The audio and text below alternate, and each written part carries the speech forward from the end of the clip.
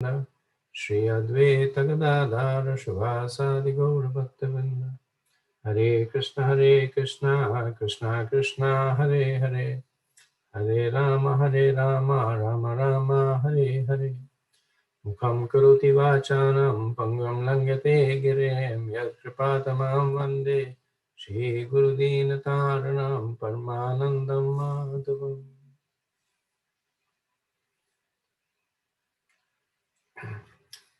Hare Krishna, thank you for joining.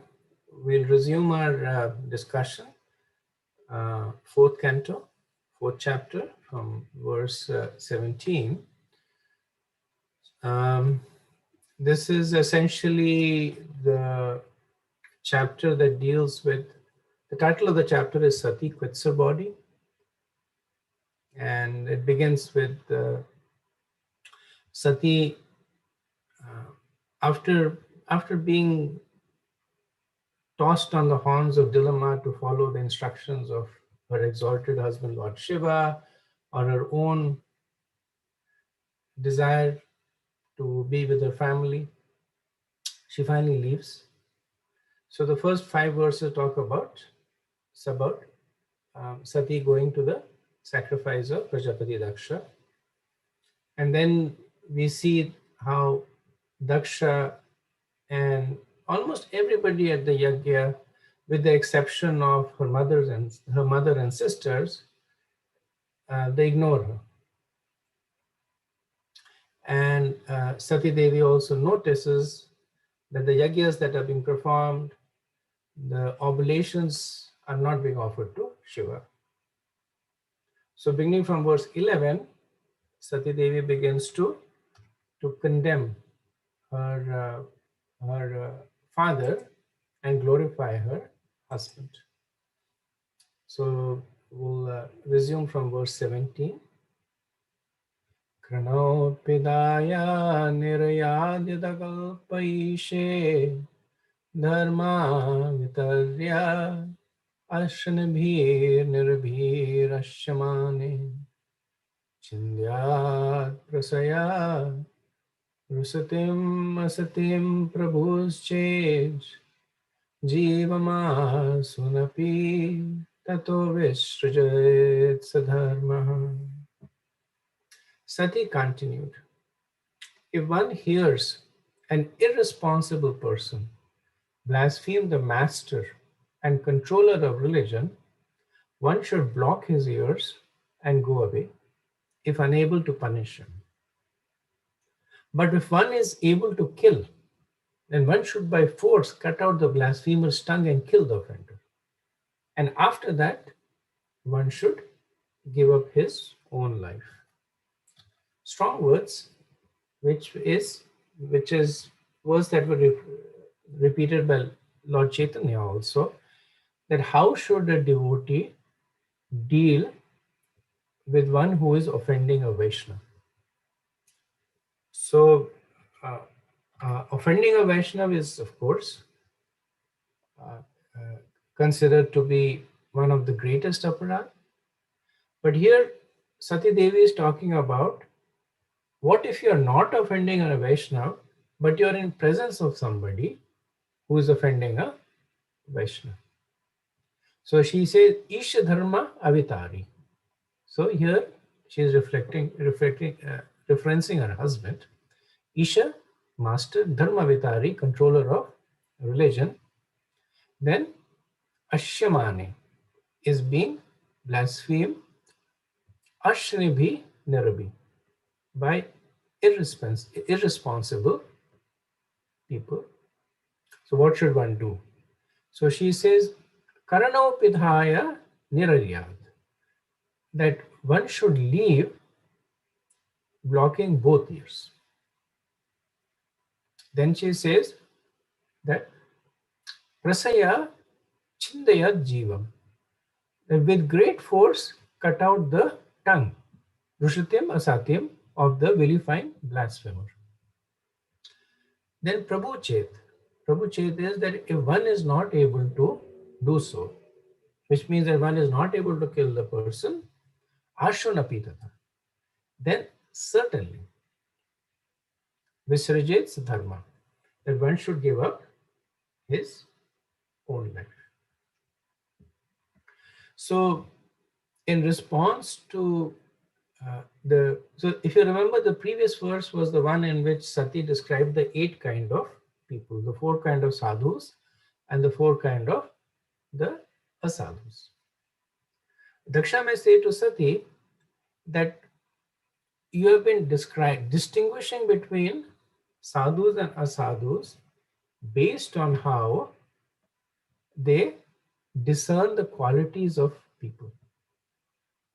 That one who sees good qualities, you are saying sadhu, and the more the person is able to see good qualities, the more you are saying the person is an elevated sadhu. Because the Atya sadhu, the highest, was one who sees only good qualities even if they are not there.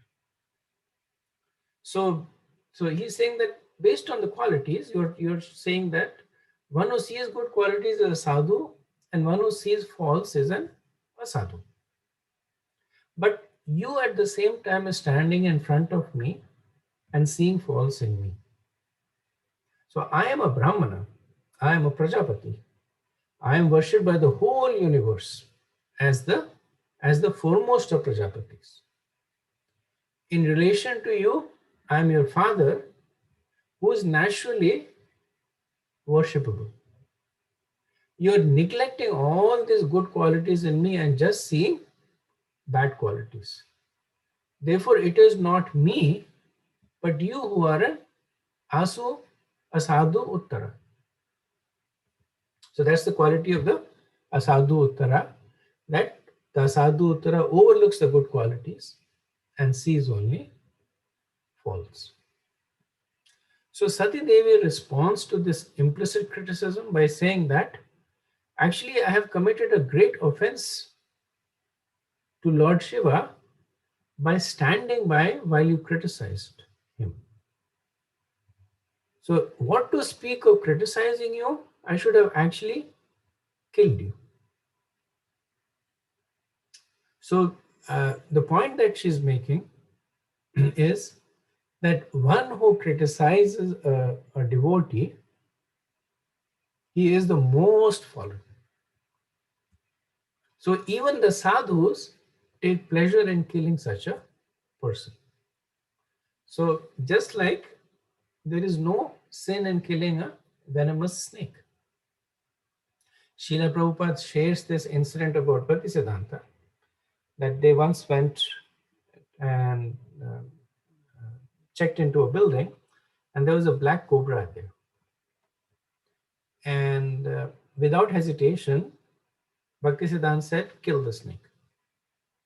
And his disciples did, and Prabhupada was shocked because he was thinking quality of a sadhu is to be forgiving, to be pacifist. And then he says many, many years later on he realized that why did Bhaktisiddhanta give that instruction? Not because he was afraid that the cobra would bite him, but because he was afraid that the cobra would bite another devotee. So his mood was that in order to protect any other devotee from any kind of harm, I'm perfectly fine doing activities that are deemed as asadhu. So Sati Devi is making the same point over here, that there is no sin in killing a venomous snake because you are protecting others. There is no offense in killing a person who blasphemes devotees because that person is now protected from contaminating the consciousness of others. When Daksha was insulting Lord Shiva, and he continued to do so, he was also contaminating the consciousness of so many other people.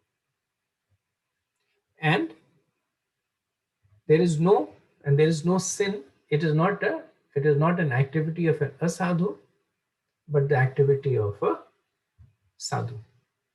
And ultimately, killing such a person is an act of mercy to the person. And Srila Prabhupada gives the example that uh, when the king executes a thief or a dacoit, he's performing it as an act of mercy. Because if the thief was let to continue his activities, his stockpile of sins would continue to grow. So right now he has committed so many sins because of which he has to suffer so much. But if he was left, then he would commit more sins and his suffering would grow accordingly. And also, when the criminal is punished, then he also burns away his sinful reactions. Because the king is a representative of dharma. Dharma is none other than Yamraj. So on behalf of Yamraj, the king is punishing him, which means that he's also taking away his sinful reactions. So the king is actually doing service. Of course, the king has to be properly situated. So this is the point that Sati is making, that killing a person like you is a service to others and a service to you. So in this verse, Sati Devi, she gives three possible course of actions when in the presence of one who is blaspheming devotees. So firstly, she says that one should go away blocking one's ears. So this is the action that is recommended for a Brahmana. So because the Brahmanas are not prone to violence, so they're not expected to indulge in it.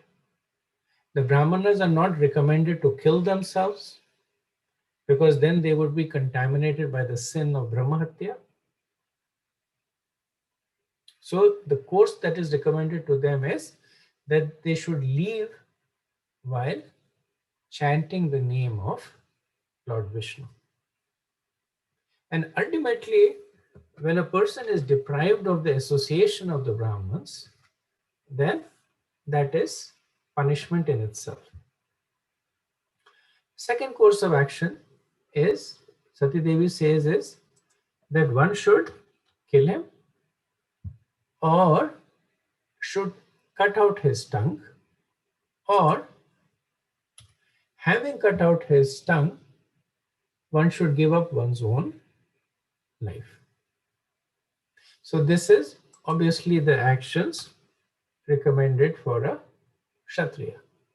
The Kshatriya are adept at using violence as a mode of correction. So if the person is a Kshatriya, he is imbued with the power to punish. Therefore, the Kshatriya should cut out the tongue of the person, or should cut out the tongue of the person and kill him, or should cut out of the tongue of the person and kill himself. The third option is that one should give up one's own life. This is recommended for Vaishyas and Shudras, because the Vaishyas and Shudras are not qualified to punish. They don't have the protection that the Brahmanas have, but yet because they are in the presence of devotee being blasphemed, they should atone by giving up their body. So one might say that all these activities that Sati Devi is recommending, cutting out the tongue, killing someone, killing one's own self, they are adharmic activities. Why would Sati Devi recommend them? And Vishwanath Chakravarti says that actually they are not adharmic, they are dharmic. Because one is protecting the criticizer from unlimited pain in hell. One is protecting the criticizer from destroying any bhakti that the person has. So these are actually dharmic activities.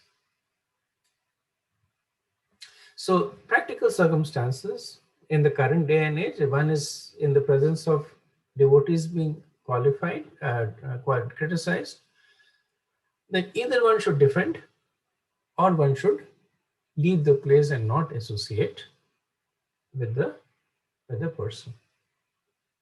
So based on this reasoning, Srila Prabhupada says that there are two reasons because of which Sati Devi is will give up her own body.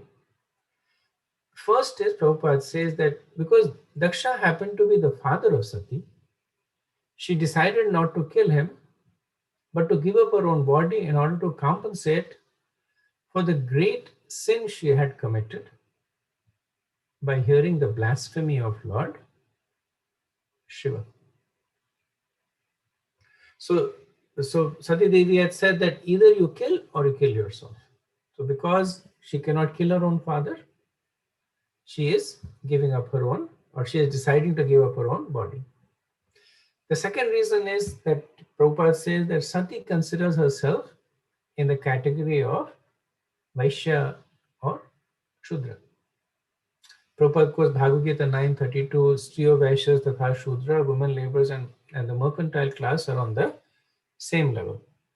Thus it is recommended that Vaishyas and Shudras should immediately give up their body upon hearing the blasphemy of an exalted person like Lord Shiva, and therefore she decided to give up her own body. Okay, let's move on to the next verse, 18.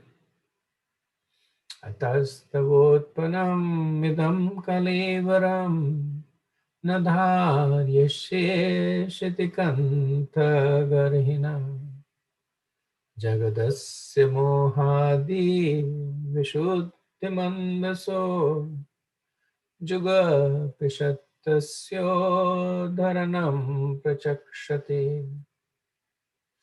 Therefore I shall no longer bear this unworthy body which has been received from you, who have blasphemed Lord Shiva. If someone has taken food which is poisonous, the best treatment is to vomit. So Sati Devi is non-different from Durga Devi. And she has the power to not only destroy Daksha, but to destroy the entire universe.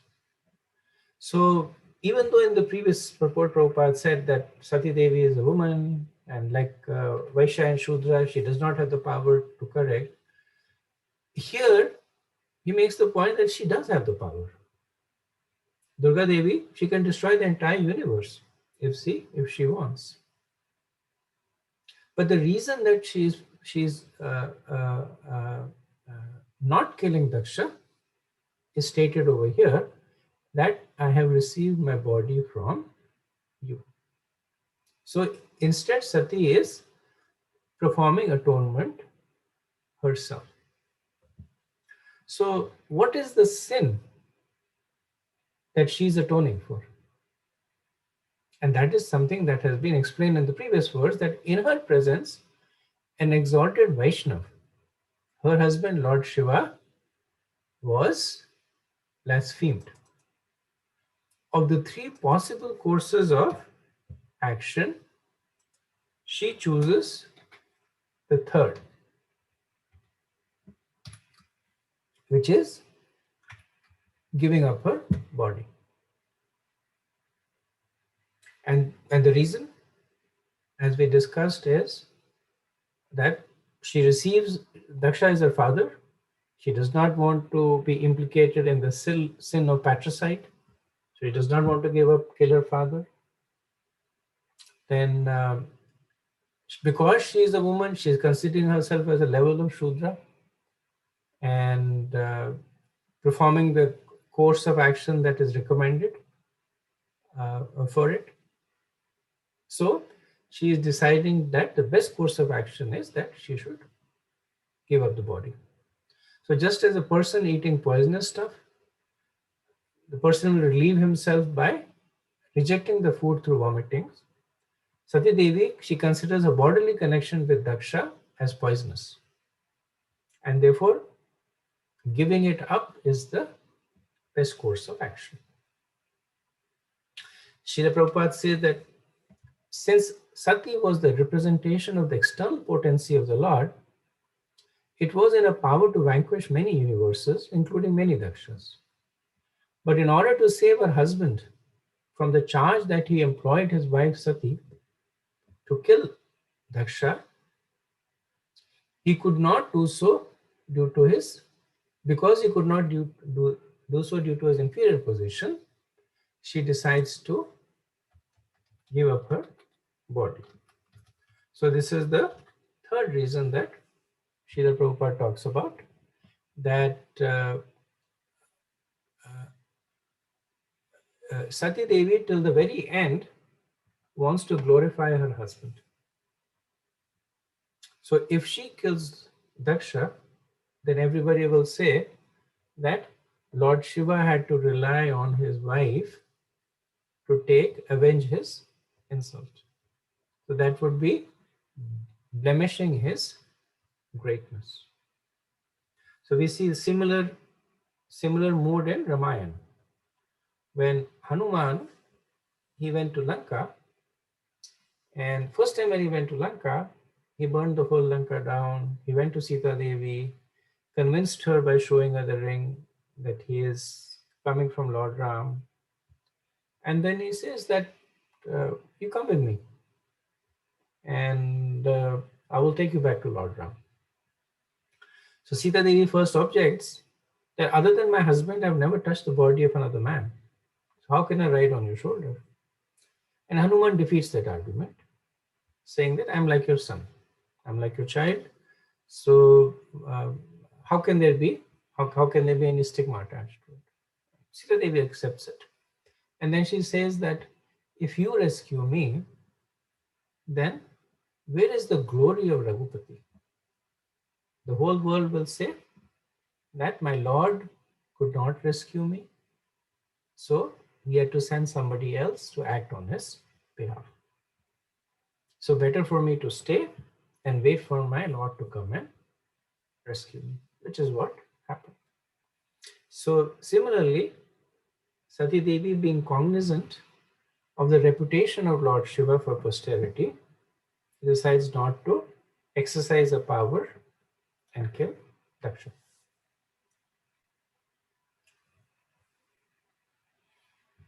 Yeah, verse 19. Na vedavada nanuvartate matihi swek loke ramato mahamuni yatha gati deva manushya pratak sweva dharmena param kshipet sthitai. It is better to execute one's own occupational duty than to criticize others. Elevated transcendentalists may sometimes forego the rules and regulations of the Vedas since they do not need to follow them. Just as the demigods travel in space, whereas ordinary men travel on the surface of the earth. So Sati Devi says, Mati Swaeva Loke Ramato Mahamuni. That Mahamuni, the great soldiers, their mind, Mati, is Swaeva Loke Ramato. That they are enjoying in themselves. Na Vedavadan Anuvartate. So Anuvartate means to follow, and Vedavadan is the rules of the scriptures. For such people, there is no need to follow the rules of the scriptures. And then she explains with an analogy that Yatha Gatir Deva Manushya Pratha. So just as Gatir, the movements of the Devas and Manushas are Prathak, they are different. Swaeva Dharmastita, therefore situated in one's own dharma, na param shipet. One should not criticize the dharma of others. So this is an important verse. So all these verses that Sati Devi is saying is very important for practicing devotees. So how to deal with the Vaishnava Prad, how to balance bodily relationships with transcendental relationship. Here he is talking about, she is talking about why the need to not judge others, because you never know the position of the other person. In the second chapter, verse 13, Daksha had said that when he was criticizing Lord Shiva, he had said that I have no desire to give my daughter to this person who has broken all rules of civility. Because of not observing the required rules and regulations, he is impure. But I was obliged to hand over my daughter to him, just as one teaches the messages of the Vedas to a Shudra. So Sati Devi was there when Daksha said this. So now she is responding to that verse, that following the rules and regulations prescribed in the scriptures is not applicable to extraordinary personalities. So, so Lord Shiva is Mati Swaeva Loke Ramato Mahamune, that his mind is always absorbed in Lord Krishna, or the self, meaning in the spirit, or Lord Krishna. So this whole business of offering respect to the elders, greeting them, etc., that's not applicable to them. Just as she says that humans travel on the surface of the earth and the devas travel in space. So the rules that are applicable to the devas are not applicable to the humans, and vice versa.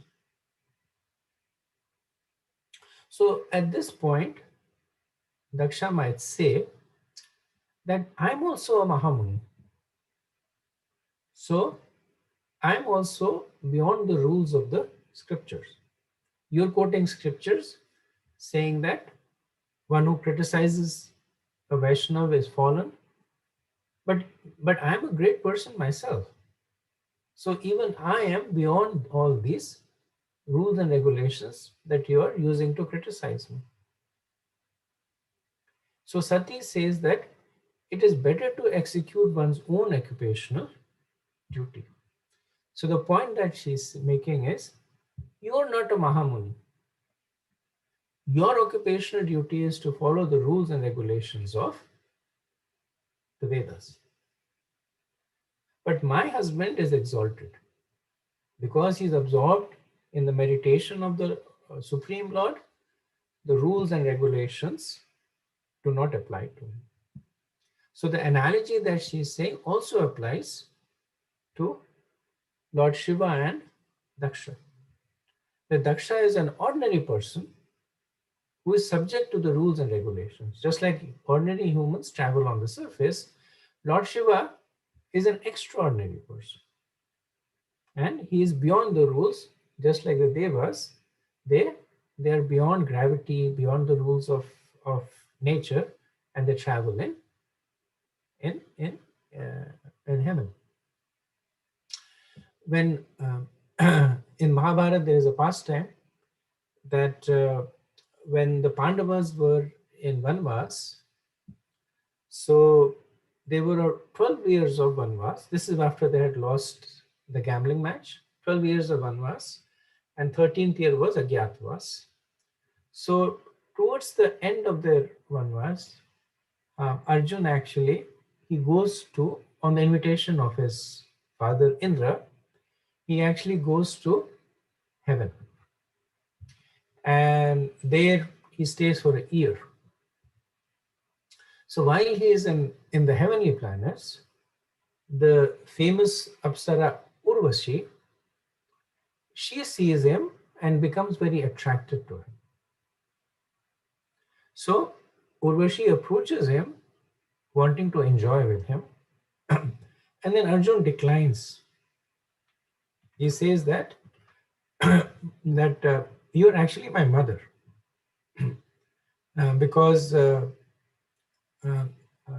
Arjun Arjun was a Chandravanshi, and they descend from Pururava, and the wife of Pururava is Urvashi.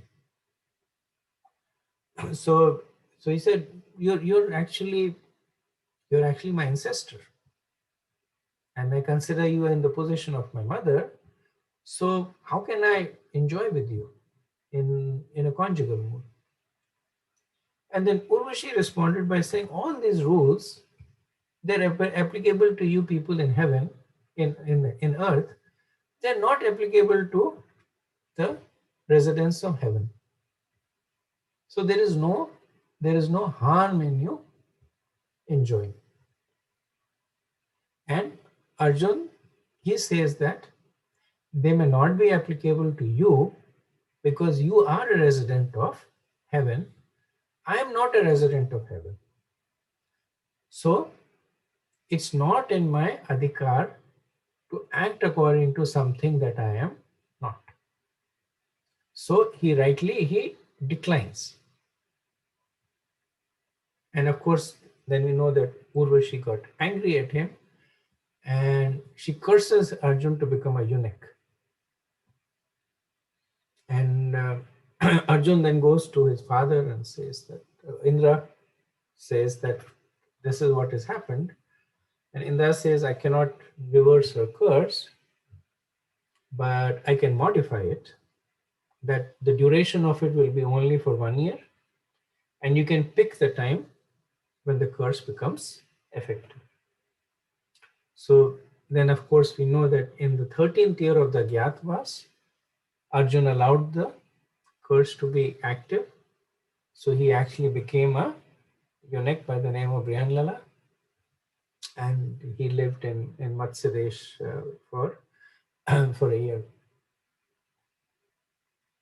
But the point over here is that people of discrimination, they know their adhikar and they act according to it. And Srila Prabhupada, he would criticize Indians in Western countries. Because when he saw that Indians come to the West, then they quickly gave up their own culture and they began to imitate them. And the reason that he says, which is very interesting, he says that people in Western countries have different karma, just like residents of the heaven have different karma. So because of their own past karmic reactions, they have this birth. So the considerations for how the karma acts upon them is different. So what may not be considered as sinful for a resident of the Western country is actually would be considered very sinful for one who is born in India. So in the Bhagavatam, it is mentioned that below the Shudras are the Antevasai. So the Antevasais are the Chandals, the dog eaters. And even though they are fallen, but the influence of them performing sinful activities is much lesser than if a Brahman would perform sinful activities, even though it may be the same activity. Because the considerations of karma are different for them. So Sati Devi is making exactly the same point. And it is because of this that Krishna says in Bhagavad Gita, this is in chapter 18, he says that it is better to engage in one's own occupation, even though faultily, than to accept and perform another's person in a perfect way. And then he gives the reasons that duties prescribed according to one's own nature are not affected by sinful reactions. When Kshatriyas kill, they are not contaminated by the sin of killing. The Brahmins will be. When Vaishyas lie, then they are not contaminated with the sin of lying.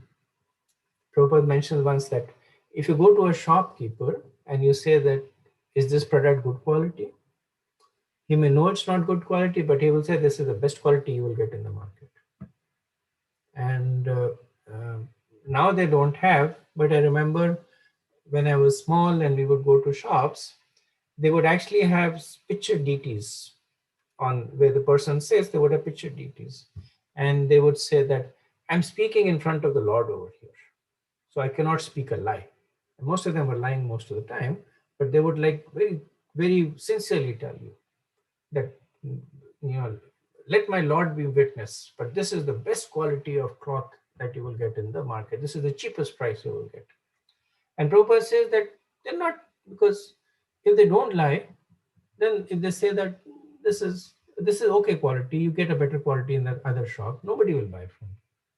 Right? So like in one of the purpose, Prabhupada says that lying to sell, for a Vaishya to lie to sell the goods, for a father to lie in the marriage of the daughter, for one to lie at the time of, in order to save another person's life.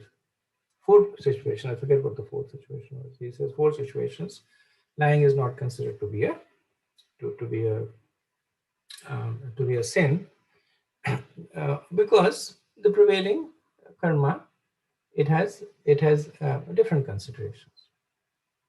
So, like in Ramayana, we see right that when Lord Ram killed Vali, then he saw that Vali's widow Tara, she came and she started lamenting on the body of Vali.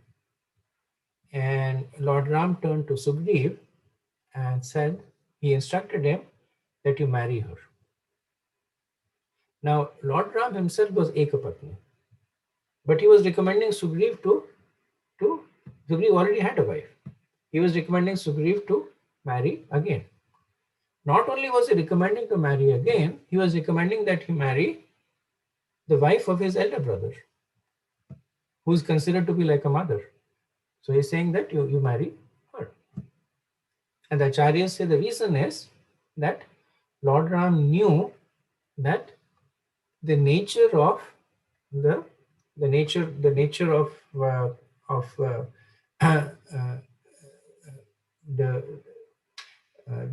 the race of Vali Sugriv is that they are very lusty by nature. So it would be difficult for them to deal with a woman as beautiful as Tara all by herself. And Tara also needed protection. And also that this was accepted in their culture of the Kimpurushas. So Lord Ram says you do. So when he says you do, he meant that as per your prevailing karma, it is acceptable. Not that because you do, but I won't do, so I am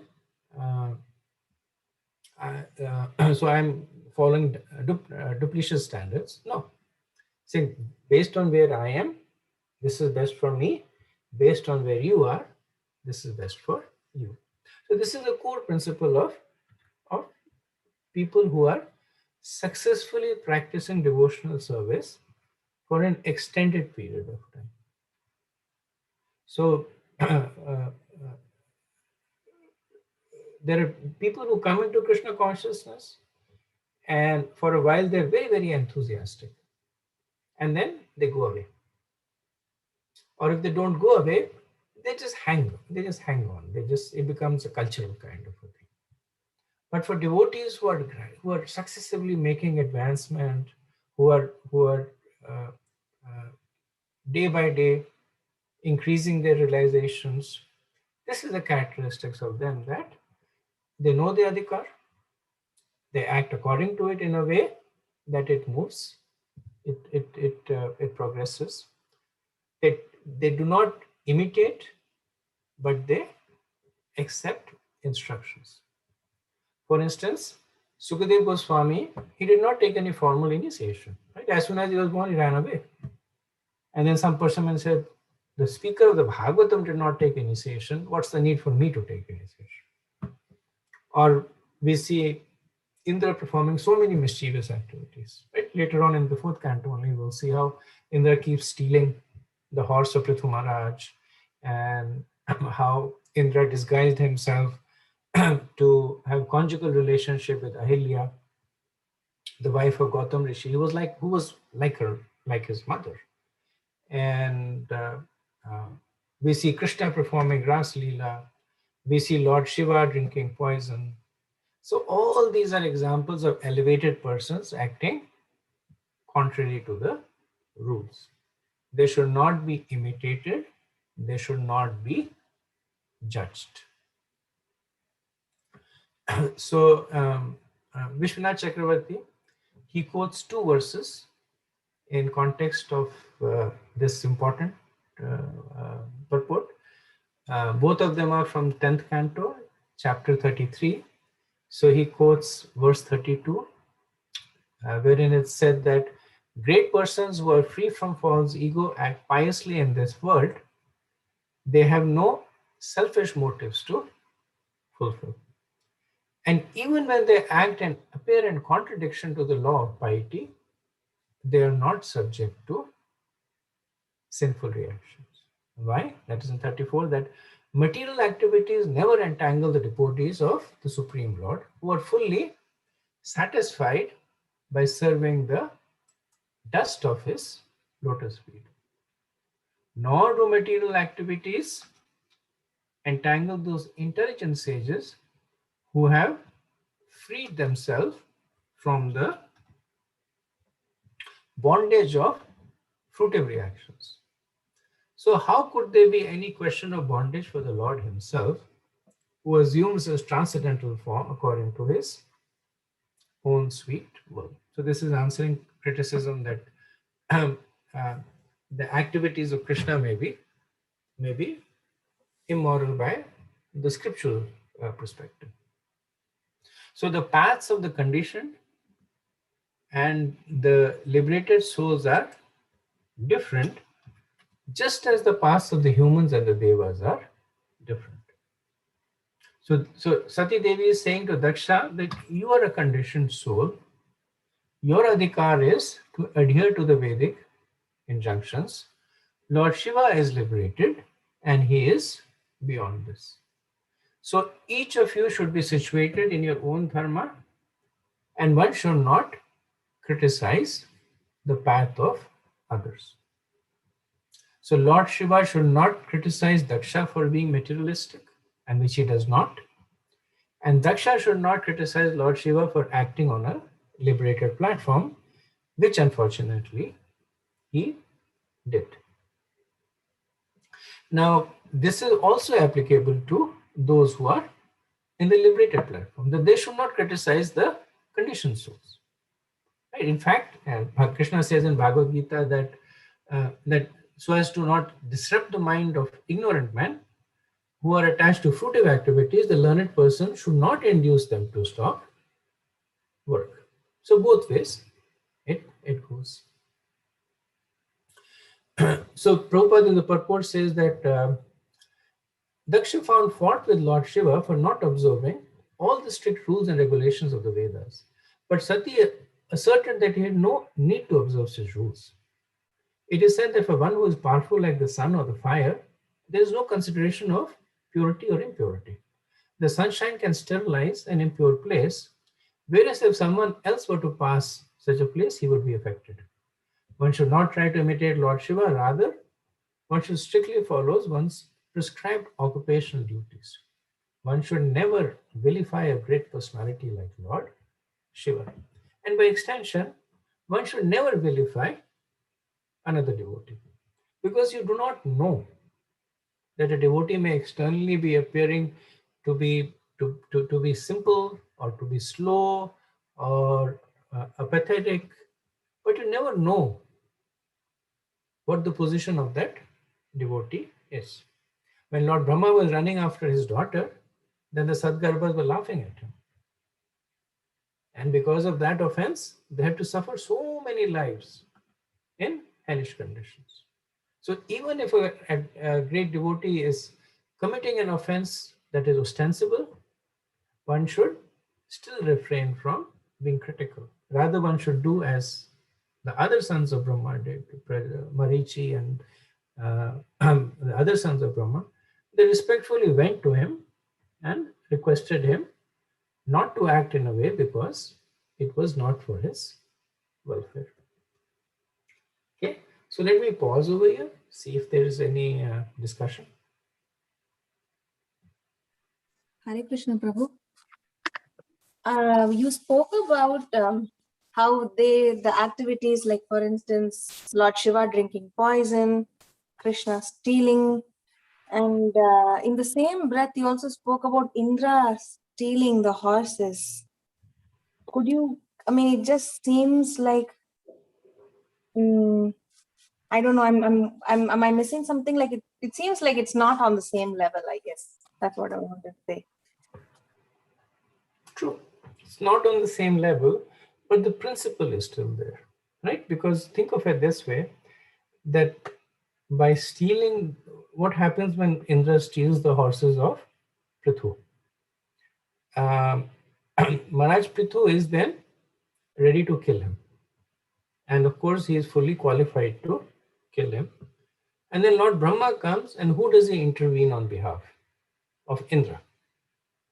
He says, let him go. He's like this. He's a child. You know, he's attached to the small things here and there. He's a child. Let him go. And not Prithu, I think it was not Prithu Maharaj. It was who was the one performing the yagya, the Ashwamedh yagya that Indra was stealing horses from?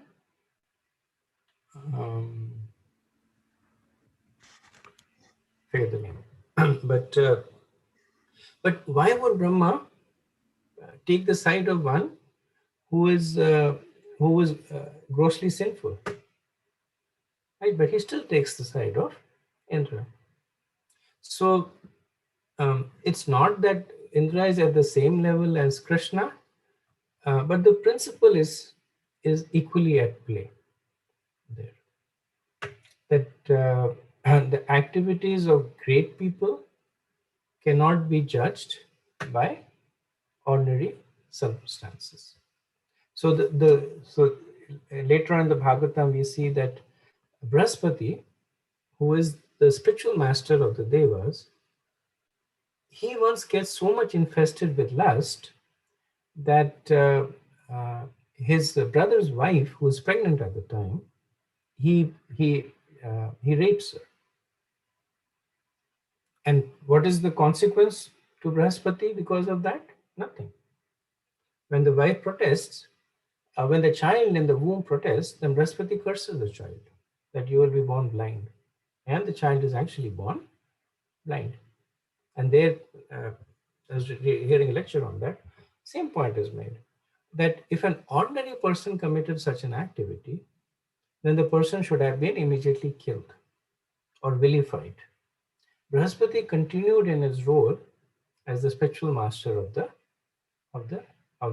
Devas because of the same principle, that his position as an exalted personality, he cannot be judged by the same rules. So does that mean that they are carte blanche allowed to do whatever they want to do? No, Prabhupada speaks at another place that such people, they actually punish themselves a lot more than anybody else would punish them. So it's not that they take shelter of this so-called greatness and do whatever they want. But the reason that they have reached this position is because they have a certain level of realization. They have a certain level of introspection. So such people actually, they suffer because of their own advancement, their own advanced consciousness. They suffer a lot more than what anybody else could inflict on them. So at the end of the day, justice is done. Now, of course, this is not applicable to situations like Krishna, where it is not in the material platform; it's in the transcendental platform. But apparent fall downs of elevated person, that's how they're corrected by the by the fire of regret, by the fire of self-retribution in these people.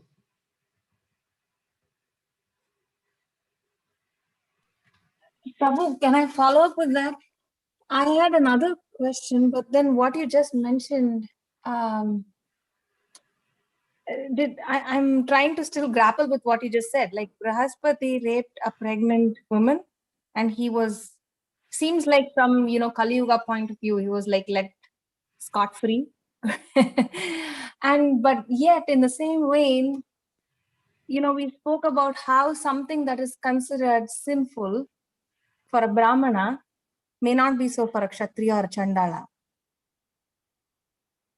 Right? So if Brahaspati was such an exalted person, what is considered, so he should be, it seems like he should be culpable for, so I somehow couldn't get that principle behind it. So both the points you're making are accurate, right? Because uh, because he is in a position of being a teacher and a guru and following others, he's more culpable. And also because he's in the same position, he is not to be judged. So both points are the same. So later in the Bhagavatam, Prabhupada mentions there is another pastime that comes later on, and Prabhupada in the purport of that pastime mentions that this is the reaction that Brahaspati suffers. Like Brahaspati's wife is kidnapped by Soma, and not only does he kidnap her, he impregnates her also. And then and then the son that is born is Buddha. It becomes later on the founder of the Chandravanshi Kshatriya dynasty. And this is the same Buddha who comes as Abhimanyu in Mahabharata. But the point Prabhupada makes is that when this was happening, then Brahaspati was understanding that because of what he had done, this was happening to him. Now he still went ahead and did a lot of stuff to he marshaled the devas, and there was a battle and all that stuff. So whether the reaction comes through providence or whether the reaction comes through self-retribution, the reaction is there, right? For if a person who was a Shudra had done something like what Brahaspati had done, maybe his reaction would have been lesser. So the reaction was definitely there, and Brahaspati had to suffer it. But uh, the matter of fact is that for such people, it is for them to decide what happens to them, just because of their exalted position. There's this. It's a Puranic story, and I'm not even sure which Puran it's from, but there's this that um, when there was a test that was being done between Yudhishthir and Duryodhana as to who is a more suitable king, then Bhishma Dev he presents them with a case of a Brahman, Vaishya, Kshatriya, and a Shudra who had conspired to steal from a person and kill the person. And then you say, what's the punishment? And Duryodhana says, it's simple. If they've killed a person, all four of them should be killed. And then they ask Yudhishthir. And Yudhishthir gives different punishments. And he gives the Shudra the lightest punishment. That this person does not know. So little bit of punishment. I forget what the details were. Then for Vaishya, he gives a little bit more punishment. Kshatriya says should be killed because the Kshatriya is there to protect. And then for the Brahman, he says, I cannot give him any punishment because he is much more exalted than I am. So then I will let him choose his own punishment. And the Brahman chooses to enter the fire. And the explanation again is the very same explanation is given, that based on the levels of realizations is the culpability of the person, and based on the level of realization is also the ability to judge them. Thank you, Prabhu. I had one more question. So you said Lord Shiva should not criticize Daksha for being material, and Daksha shouldn't judge Lord Shiva for being transcendental. Now, in the previous chapter, when he was reasoning with Sati, I mean, it's probably not criticism, but Lord Shiva does say that, you shouldn't go to a father, even if he's a relative, if he finds fault with you, his mind is not stable, and, he notices those things, and he does mention it to Sati. And so is that not considered, So two it's things not part of there. this conversation? Yeah, two things there. One is that uh, uh, when Lord Shiva is saying that, he's saying that as a matter of fact, right? Because he's unable to make this kind of distinctions of friend and foe, etc. He's simply saying, like, if there are three colors in front of you and you're equidisposed to all of them, it's okay, this is red, this is green, this is blue. So it's in that mood that Lord Shiva is saying that Daksha, he is he's envious of me. Right? He makes this point that your father is envious of me because I'm a great personality and he's not. So that's why he's envious of me. And then he generalizes that not only Daksha, but people like him in general are envious of people like me. So he's stating that as a as a principle to convince Sati Devi not to go. He's not criticizing Daksha on his face. He is not trying to demean Daksha. That Daksha is a rascal. He's simply stating it as a as a fact, which is why Sati Devi, if you remember the verses, Sati Devi accepts that as a fact and says, yes, it is true that my father is of a much inferior stature, but then she says that, but at least he's your father-in-law, so you should have some considerations for that. So she's just track over there.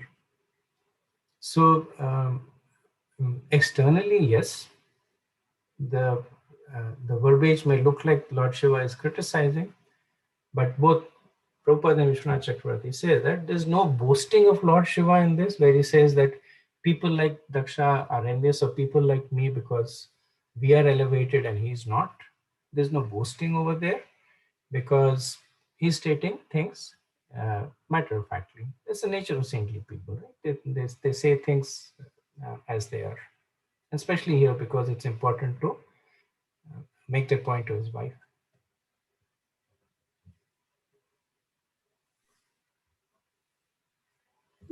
Hare Krishna Prabhu, about the Indra stealing the horses. Yeah, I just checked it. It's Prithu Maharaj. You're right. It's Prithu Maharaj? Yes. Okay. Thank you for checking. This was the incident when he think that Prithu Maharaj will become greater than him by doing the yajna, and then he tried to steal the horses so that he could not perform it. Yeah. It's Prithu Maharaj, yes. Okay. Thank you for confirming. Hare Krishna Prabhuji. Just a comment, Prabhuji. Thank you very much, Prabhuji. Like how you gave a lot of reasoning and understanding why one should not or would never do the fault finding of others. Because even you gave the example of Lord Shiva not criticizing Daksha. So it also gives, and you gave the America India born example. These things, like, he gave a in-depth explanation, because we never know who is what, and in that way we cannot criticize exalted people, we cannot criticize uh, somebody not so exalted in any ways. Like, we are completely uh, like never criticizing. Like, you gave the lot of foundation. Uh, Thank you very much, Prabhuji. And Prabhuji, one question is like that Brahaspati, that example you gave, right, Prabhuji? So is that part of Bhagavatam, Prabhuji? Yes, it's in Bhagavatam. So, oh, which chapter or canto? That I don't remember. I remember reading it. It's one of the later cantos, but don't remember the specific canto and chapter. Sorry. For sure, Prabhuji, no problem. Because first time I'm hearing that Brahaspati also doing something wrong. I never heard so. Oh, Thank you. Brihaspati has a colorful personality. He actually, at one point, he arranges for his brother to be murdered. Oh, So he has a brother who actually is considered to be much more elevated to him, but Brihaspati is very envious of him. There's a pastime in which there's a king who actually engages with his brother to do his yajna. So he had first approached Brihaspati, and Brihaspati was busy with some other demigods. So he was thinking he'll get more money from there. So he went to his brother, and then he said, "Okay, I'll do it." And brother is actually considered to be more knowledgeable, more expert. And when Brihaspati found out about it, then he was very, very angry. And then he instructs all his disciples to go and kill him. So Indra and all the devas and all that they come to kill his brother. They're not able to kill him, but there's a long past time.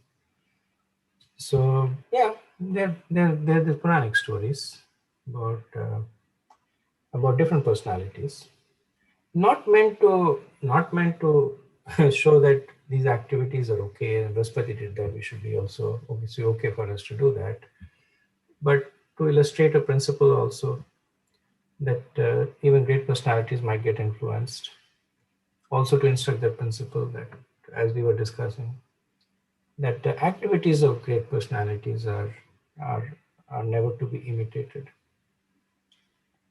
yes, Prabhuji. Thank you so much, Prabhuji. Prabhu, there's one. My understanding is also that we cannot judge those elevated personalities, but at the same time, those who are higher than them, who are in the responsible position, can still be able to evaluate them or judge them to give suitable, deliberations. Right? Isn't it true? That is true. I mean, even Prabhupada would tell his disciples that I chastise you all day, all night. And I say that one should not do Vaishnava offenses. But what can I do? He said, that's my duty, that's my dharma. And then once he said, I'm okay, I'm willing to go to hell, but at least I would like you to get redeemed there. So of course he won't, because as a guru, that's his duty. So I think it's Chanakya Pandit who says, right, that a guru who does not chastise a disciple is a guru in name only. So it's the duty of the guru. Then the word guru means heavy, which means the guru is heavy on the disciple. So yes, if you're empowered because of your position, because of your status, then that's your dharma. Then not criticizing is adharma. Like if our parents don't correct the children, that is adharma. The parents can't say that, I don't see any fault and the children are perfect, so let them do whatever they want. Then the children will not learn proper values. So they have been given this position, and that's what they should. That's what they should do. This rule is more applicable in situations where those circumstances are not there, where we are just dealing with peers, we are dealing with unknowns, or we are dealing from afar. We are looking at a situation evolving, we don't know the details, and then we start criticizing and condemning.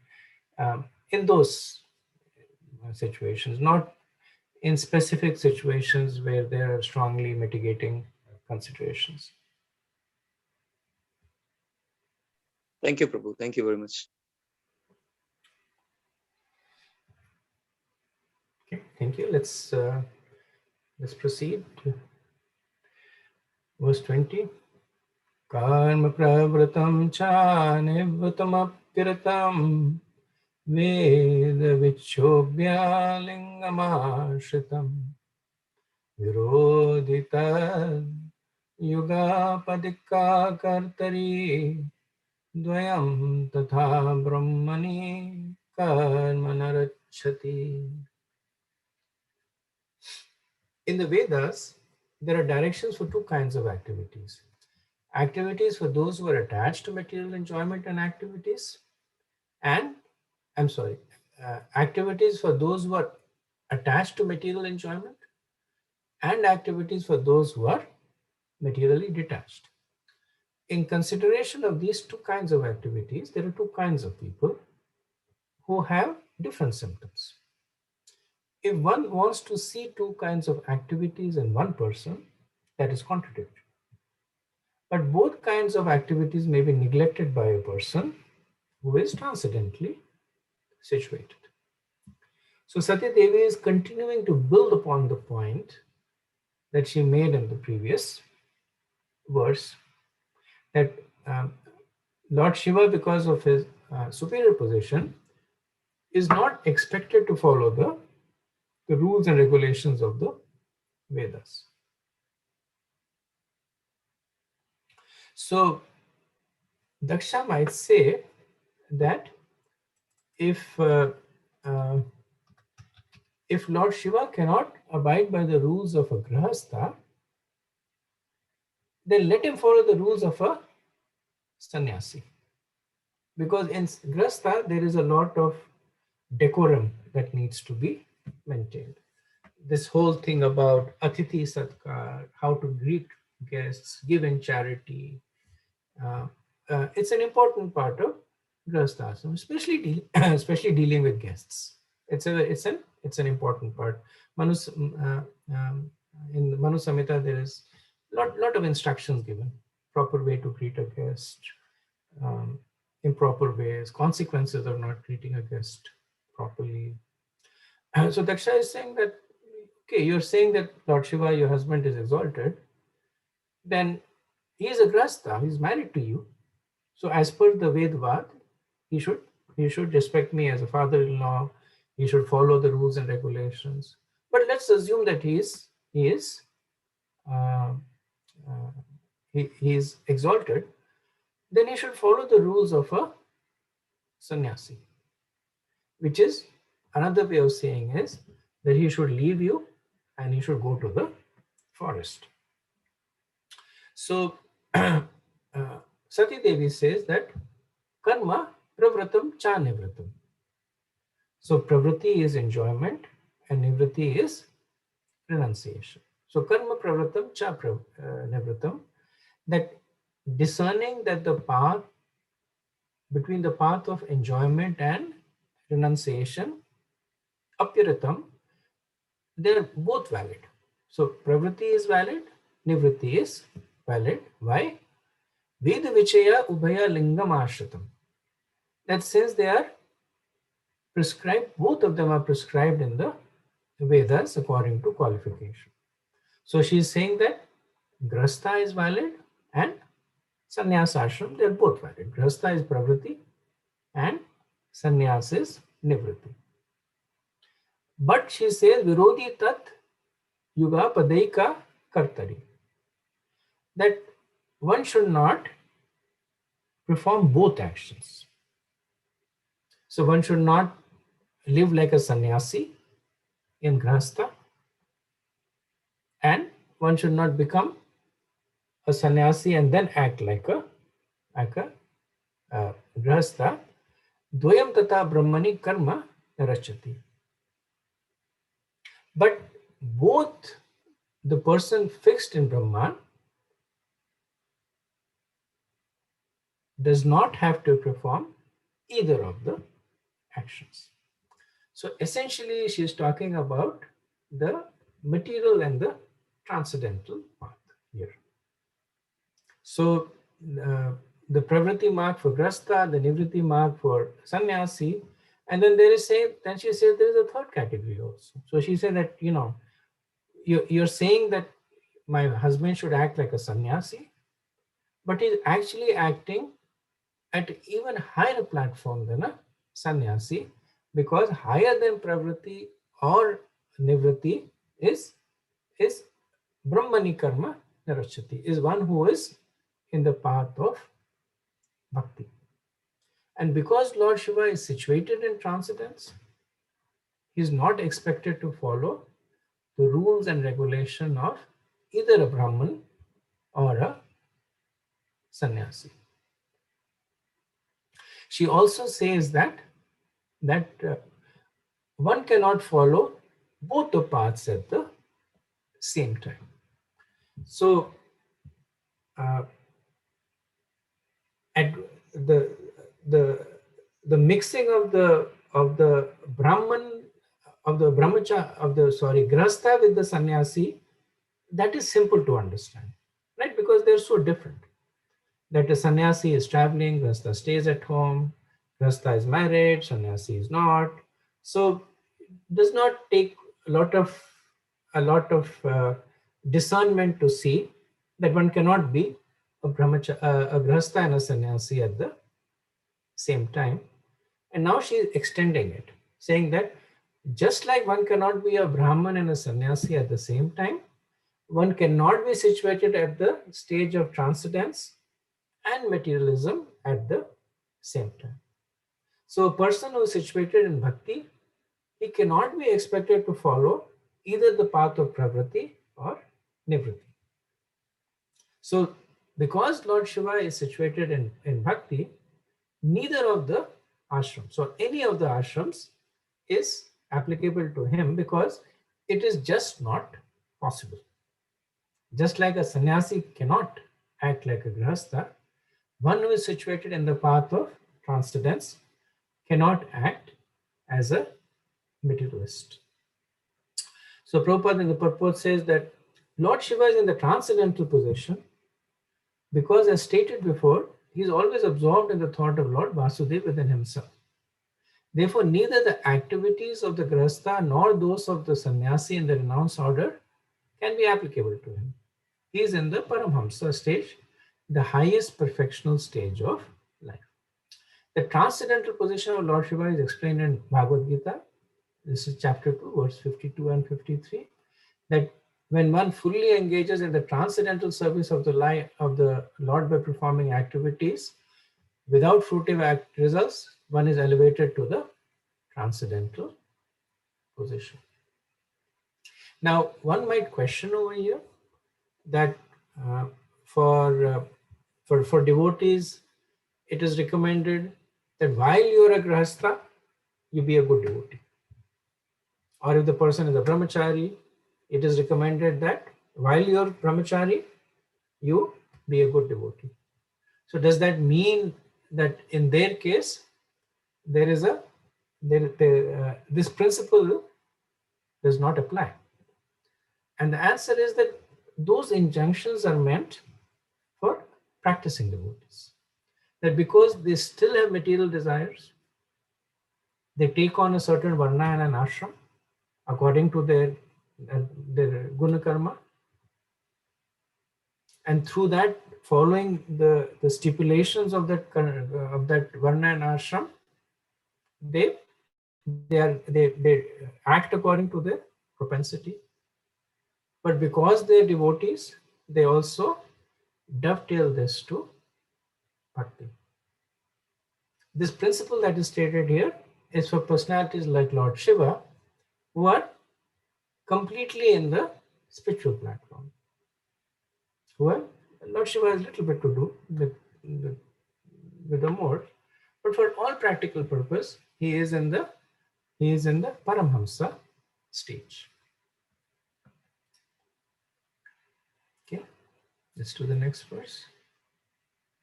I think we should complete this chapter today, or most of it.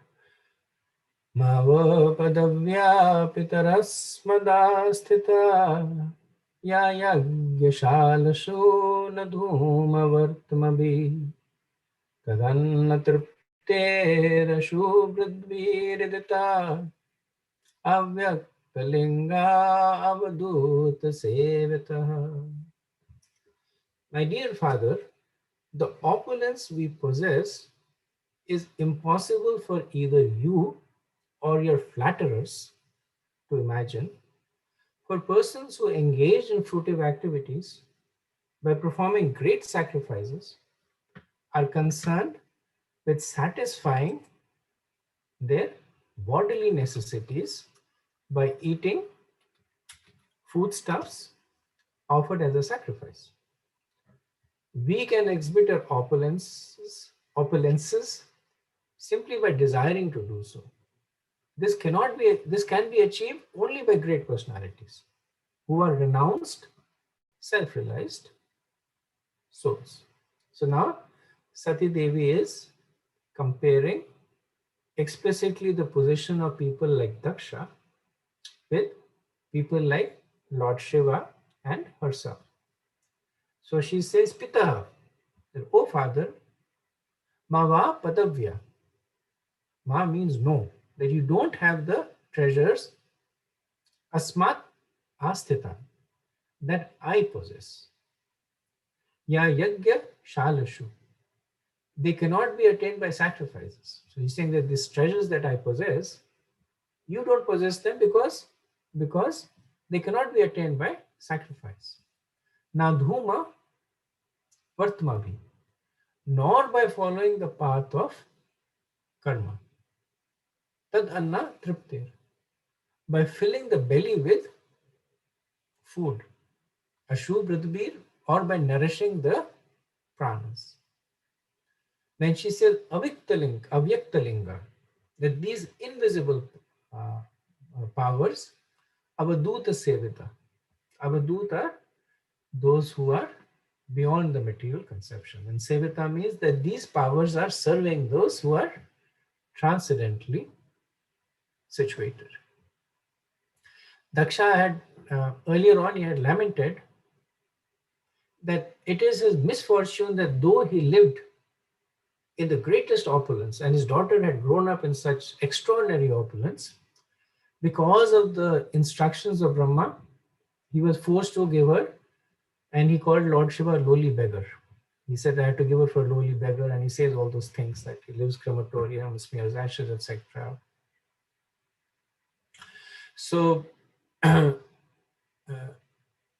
Vishwanath Pad says that he may also say to Sati, Daksha might say to Sati, that since you are an ocean of good quality and the crest jewel of purity, you should not tolerate the bad behavior of your husband. So Sati scolds her husband with these words. She says that, oh father, I have taken shelter of siddhis, power, renunciation, knowledge, and prema, which gives happiness. These you do not possess. And not only you do not possess them now, you will not be able to possess them in 1,000,000 births. So Daksha might say, why do you say that? I possess a tremendous amount of opulences. And Sati Devi says that these powers that I'm talking about, they cannot be obtained by performing yagyas. These powers are not obtained by filling the belly like a crow or by following karmakand. These powers are present in great personalities like Shanak, Narad, and others.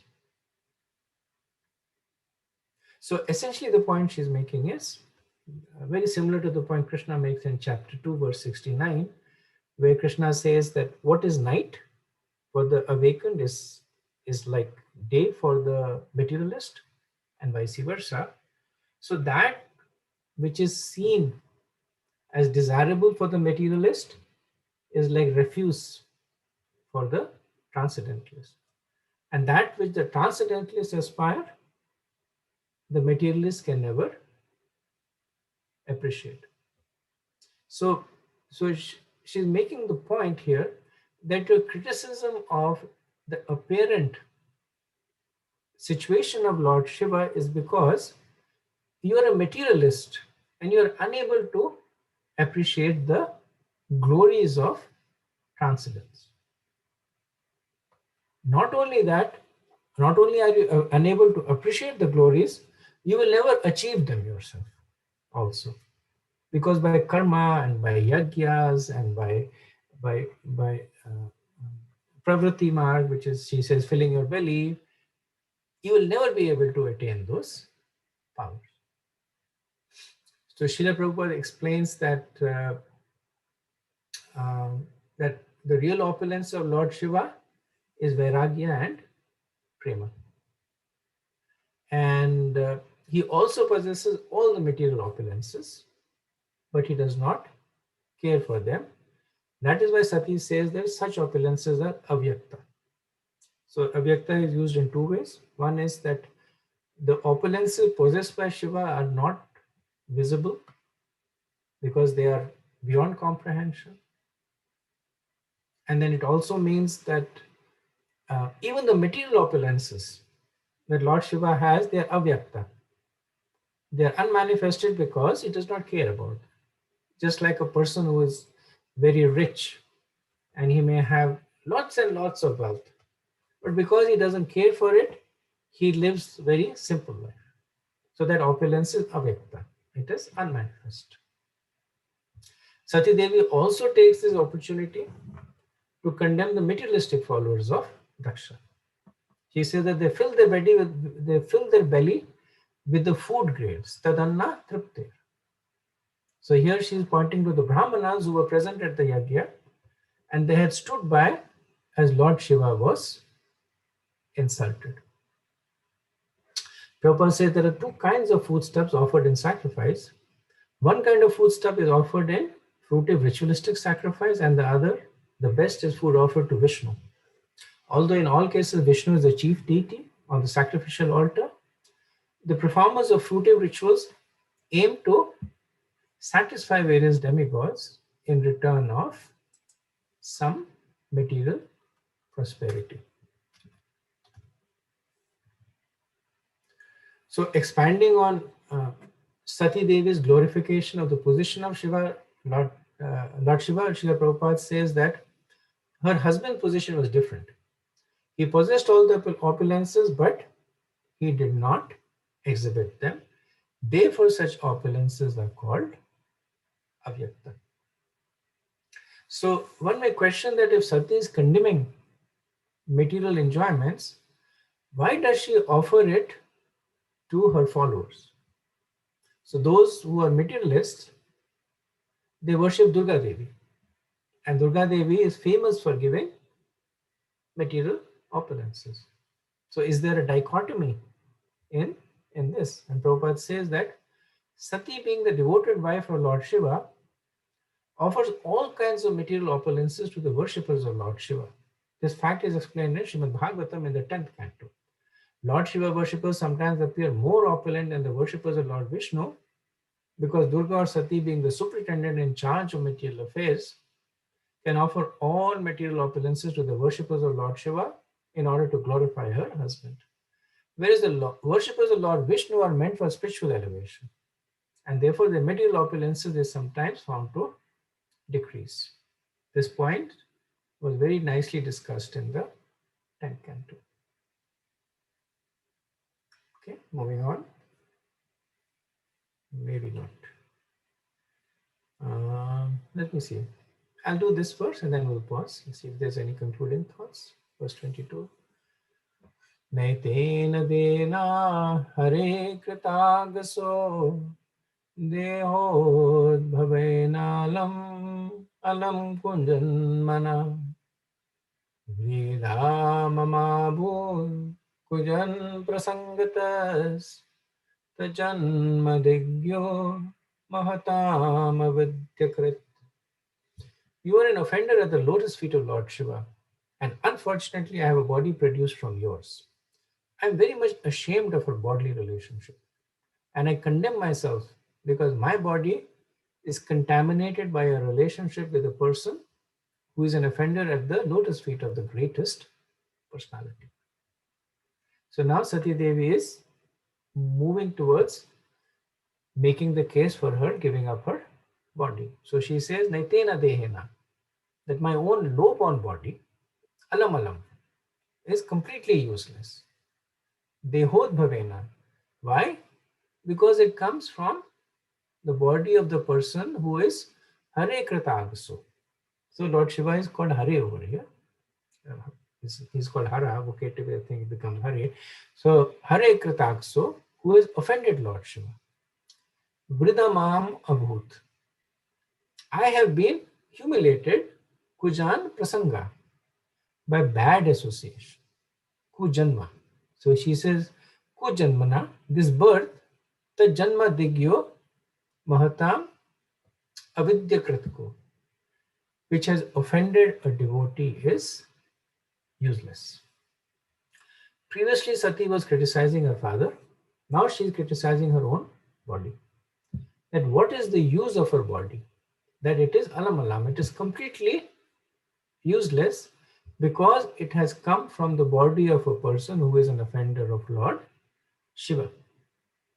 So the birth which is connected to Avidyakrat, which is connected to Vaishnava Prad, is useless. So in this way, Sati Devi laments both the body and the birth, because by both she is connected to an Vaishnav Apradi. Srila Prabhupada glorifies the conduct of Santi, not only because she is defending the position of her husband, but because she is defending the position of the greatest Vaishnav.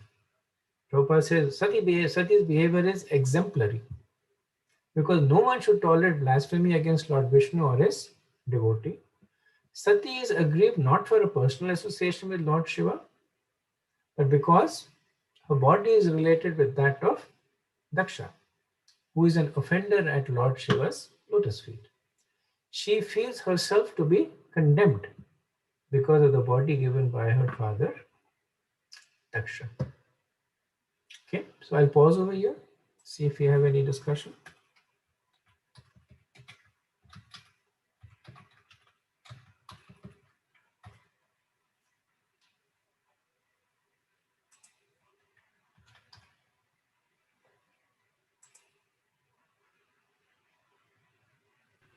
Hare Krishna, Prabhuji. One question, Prabhuji. This is from earlier part of the class, in which you mentioned that Lord Ram advocates Sugriv to marry Tara, but at the same time, the similar behavior, like similar or like Wali performed, like he abducts or I'm not sure whether he really married or not, but he had family with Sugriva's wife. So the same thing is condemned. Is there any difference in the attitude of the individual there, Prabhuji, between Vali and Sugriv? The difference is that um, Lord Ram is recommending Sugriv to do that after the fact. So he did not recommend Sugriv, you go and kill Vali so that you can marry his wife. After Vali was killed, then to give protection to his wife, and also because, as explained, that it was the custom of amongst the Vanaras, Lord Ram recommends. He condemns Vali for a different reason, because Vali did that. He drove away Sugriv because there was a misunderstanding between the two, and not bothering to clear the misunderstanding, he drives away Sugriv. He forcibly takes his wife over. So motivation is different in both the cases. Thank you, Prabhuji.